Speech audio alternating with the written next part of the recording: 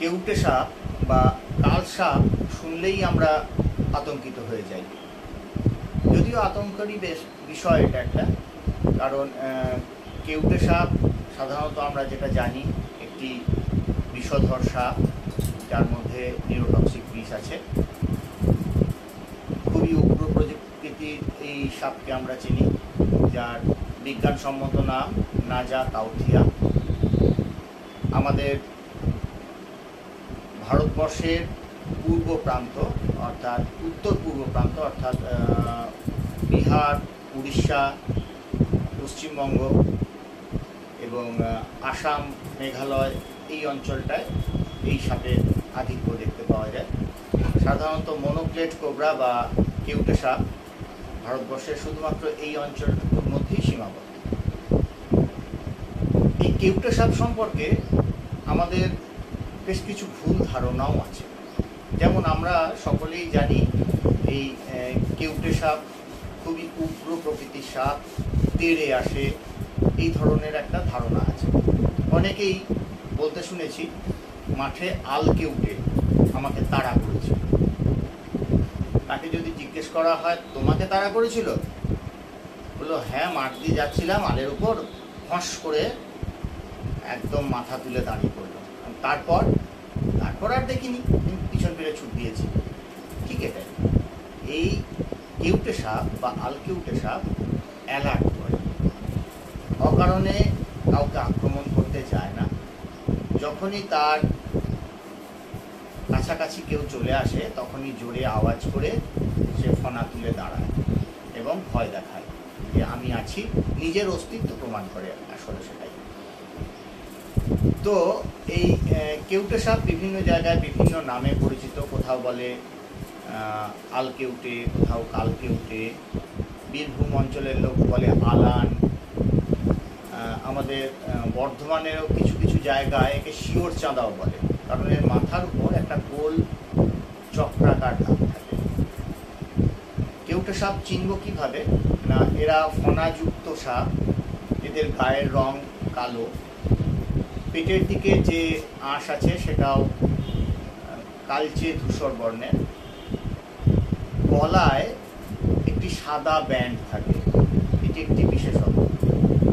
মাথার উপর গোল মরার খুলির মতন একটি দাগ থাকে, পুরো চক্রাকার, তার মধ্যে 3টে কালো স্পট, কখনো কখনো একটা কালো স্পটও হয় শুধুমাত্র মাঝখানে, এবং তার ঠিক কিছুটা নিচেই পরপর 2টো সাদা ব্যান্ড থাকে।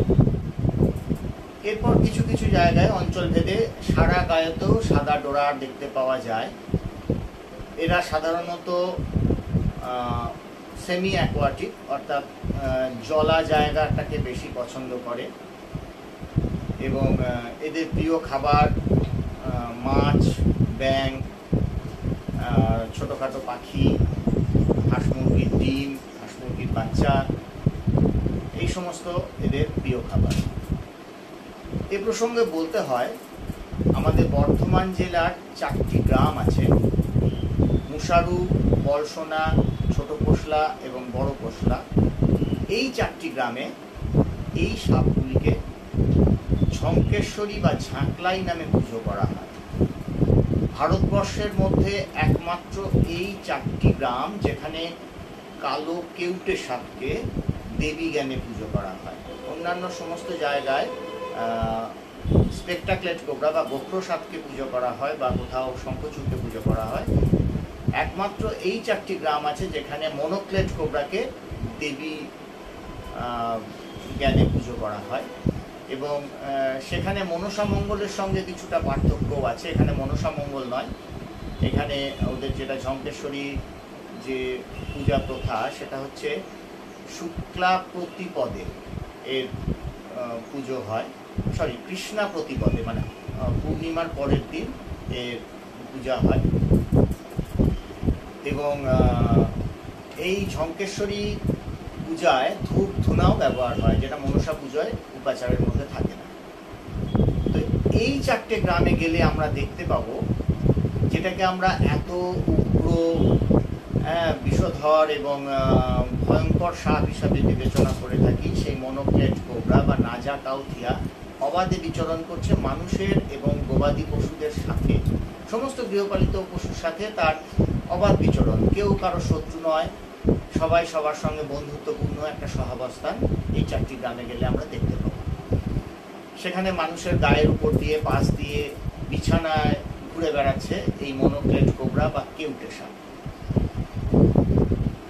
এরা একটি বিশেষ গুণ সম্পন্ন, সেটি হলো এদের মধ্যে স্পিটিং হ্যাবিট আছে। এরা বিষ ছেটাতে পারে। কাজেই যখনই তারা রেগে যায় বা ওই ফস করে ওঠে, যদি মুখ হাঁ করে ফস করে, তাহলেই এদের বিষটা ছিটকে বেরিয়ে যায়। তার ফলে এরা যখন দংশন করে তখন বিষের পরিমাণটা মারণ মাত্রার নিচে চলে আসে, যার ফলে ঝঙ্কেশ্বরী বা ঝাঁকলাইয়ের কামড়ে সেই জায়গায় সেলুলাইটিস অর্থাৎ পচন, ঘা, ফোলা, জ্বালা এই সমস্ত দেখা যায়, কিন্তু প্রাণ সংশয়ের সম্ভাবনা অনেকটাই কমে যায়, যেহেতু বিষের পরিমাণটা কিছুটা কম থাকে। এছাড়াও এদের আরেকটি খুব বড় বৈশিষ্ট্য দেখতে পাওয়া যায়, মানুষের সাথে থেকে থেকে এদের মধ্যে একটা অভিযোজন এসে গেছে। সেটা হলো যে এরা মানুষকে বা গবাদি পশুকে দেখে মোটেও উত্তেজিত হয় না। আমরা যেটা মাঠে ঘাটে দেখতে পাই যে তার এরিয়ার মধ্যে কেউ এলেই সে ফস করে ফোনা তুলে আমাকে তার সচেতন করে দেয় বা তার অস্তিত্ব প্রমাণ করে। এখানে ঝঙ্কেশ্বরী শুধু একটু ফস করে আওয়াজটুকুই করে, আর বেশি কিছু না। বরং সে চায় যে এরা যেমন আছে থাকুক, আমি আমার নিজের রাস্তায় সরে যাই, কারণ এটা এদের জায়গা, আমাকে সরে যেতে হবে। এবং এখানে আরেকটি জিনিস যেটা দেখতে পাওয়া যায়, এদের খাদ্যাভ্যাস নিয়ে আমি একটি খুব বিস্মিত হয়েছিলাম। দীর্ঘ 25 বছর ধরে এই ঝঙ্কেশ্বরী নিয়ে কাজ করতে গিয়ে আমি যেটা পেয়েছি, এদের প্রিয় খাবার কিন্তু ব্যাঙ। কোনো ব্যাঙকেই এরা খায়। তার পাশ দিয়ে যদি যেটাকে আমরা ওই অঞ্জনি বলি বা স্কিঙ্ক বা গিরগিটি, এরা চলে যায়, কিন্তু মোটেও তাদেরকে আক্রমণ করে না বা খায় না। বরঞ্চ মরা প্রাণীর দিকেও আকর্ষণ আছে, যেমন মরা মাছ বা মরা কোনো প্রাণী, ইঁদুর, মরা পাখির বাচ্চা, সমস্ত কিছু খেতে রেখেছে। এবং ডিম খুব প্রিয়। এরা হাঁস মুরগির বাচ্চা তো খাই, সঙ্গে যদি হাঁস মুরগির ডিম রাখা থাকে সেগুলো খায়, এরা খেতে খুব আগ্রহী। তো সাধারণত এরা ঘরের আশেপাশেই ঘুরে বেড়ায়, যেখানে কোনো ব্যাঙ বেশি পাবে সেখানে। এবং মানুষের সাথে সুন্দর একটা বন্ধুত্বপূর্ণ সহাবস্থান এদের হয়েছে। এই প্রাণীটিকে বাঁচিয়ে রাখা আমাদের সকলের কর্তব্য, কারণ এটি হচ্ছে শিডিউল 2 এর মধ্যে পড়ে। আমাদের রেড ডাটা বুকের মধ্যে বিরল প্রাণীর আওতায় পড়ে গেছে। এবং ভারতবর্ষের শুধুমাত্র এই উত্তর পূর্বাঞ্চলেই এদের দেখতে পাওয়া যায়, আর কোথাও দেখতে পাওয়া যায় না। তাই এদের সংরক্ষণ করা আমাদের সকলের কর্তব্য। এবং ওই 4টে গ্রামের মানুষ তো দেবীজ্ঞানে একে সংরক্ষণ করেই চলেছে। তাদের কাছ থেকেই আমাদের শিখতে হবে যে সাপের সঙ্গে যদি বন্ধুত্বপূর্ণ সহাবস্থান করতে চাই, তাহলে তাকে ভালোবাসতে হবে এবং সম্মান করতে হবে। এরা কেউ এই সাপকে কোনো রকমভাবে বিরক্ত করে না, যার ফলে এই সুন্দর একটি দৃশ্য আমরা দেখতে পাই। এবং এই দৃশ্যের জন্য তাদের সঙ্গে যে এই সুন্দর সহাবস্থান, সম্পর্ক, বন্ধুত্বপূর্ণ সম্পর্ক গড়ে উঠেছে, এর পূর্ণ কৃতিত্ব আমি দেব ওই গ্রামবাসীদের। সবচেয়ে বড়